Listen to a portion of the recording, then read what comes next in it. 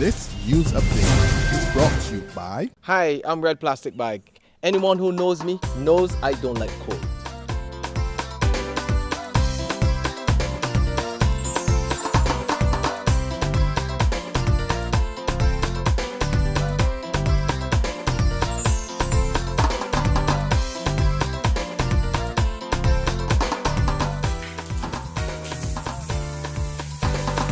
Sunshine reigns in my country. I love it. Get your sun power.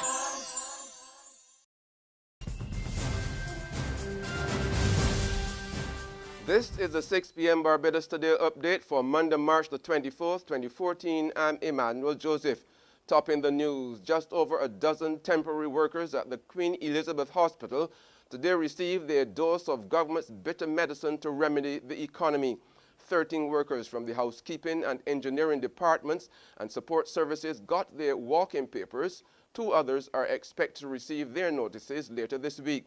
Chief Executive Officer of the QEH, Dexter James, tells Barbados Today the cuts were difficult, but he notes they are well below the 60 layoffs ordered by the Ministry of Health. I want to assure the public that in spite of these adjustments, which mainly were in the support services areas, the patient care will not be compromised. We will have to make other adjustments in the sense of reassignments, reallocation of staff to make sure that the services can continue with minimal disruption. And the Deputy General Secretary of the National Union of Public Workers, Rosalind Smith, was on hand for the dismissals. Though she regrets the layoffs, Smith says the union is satisfied with the hospital's handling of the painful exercise. I think the exercise went well this morning. Persons that came say that they expected to be on the list given the limited years, some wanted 3/4 years, 2 years, or 4 years, things like that. But other matters that we would have had, I think that we would have made this known to the management. But I think so far that what has been done here this morning seems to be one of the fierce and transparent measures, because we were kept abreast in terms of dialogue and the proposed layoffs. A St. Thomas community woke up to tragic news this morning. Police are confirming the unnatural death of 66-year-old Norman Fort of Welchman Hall Main Road in St. Thomas. A family member discovered his body hanging from the roof of his home around 4:20 this morning. Lawmen are continuing investigations. Still on the crime beat, robbers hit another gaming facility this morning. This time around, it's the pool hall located at Marhill Street in the city. According to police, 2 men, one armed with a gun, stole an undisclosed sum of money from the staff of the establishment. Earlier this month, on March 12th to be exact, 2 men robbed the Playfair Arcade in Rockley, Christchurch. There's regional and international news after this short break. Hi, I'm Red Plastic Bag. Anyone who knows me knows I don't like cold.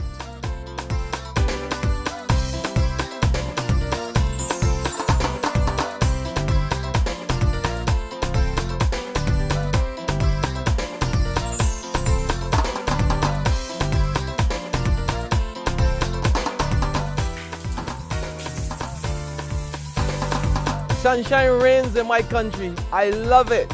Get your sun power. On the regional scene, the Antigua and Barbuda Prime Minister Baldwin Spencer blasts the opposition Antigua Labour Party for spreading what he calls malicious information to mislead the country. The ALP has been blaming Spencer for delaying the election date, staging street protests just last week. But Spencer insists he can't budge until the voter registration exercise is complete and the report of the Boundaries Commission is laid. In a national address last night to set the record straight, the Antigua Prime Minister accused the opposition of being reckless. Any action on my part in contravention of the constitutionally stated requirements will not only highly be irresponsible, but knowingly and decisively unlawful. It will also open the way for a fresh spate of legal challenges, the burden of which will certainly be too much for the people of the country to bear, either financially or psychologically. Now further afield to the U.S. city of Chicago, a close call at one of the America's busiest airports. 32 people are nursing injuries after a commuter train derails at the Chicago O'Hare International.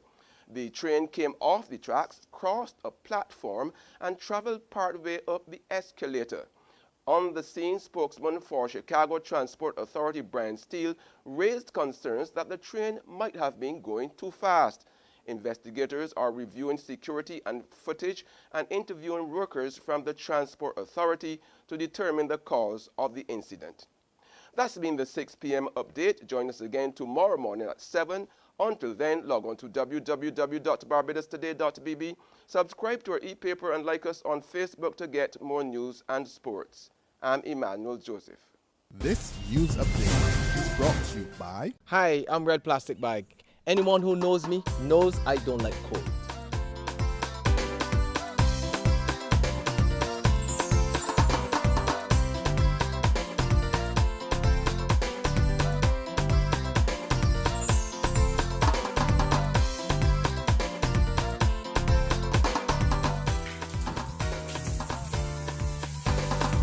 Sunshine reigns in my country. I love it.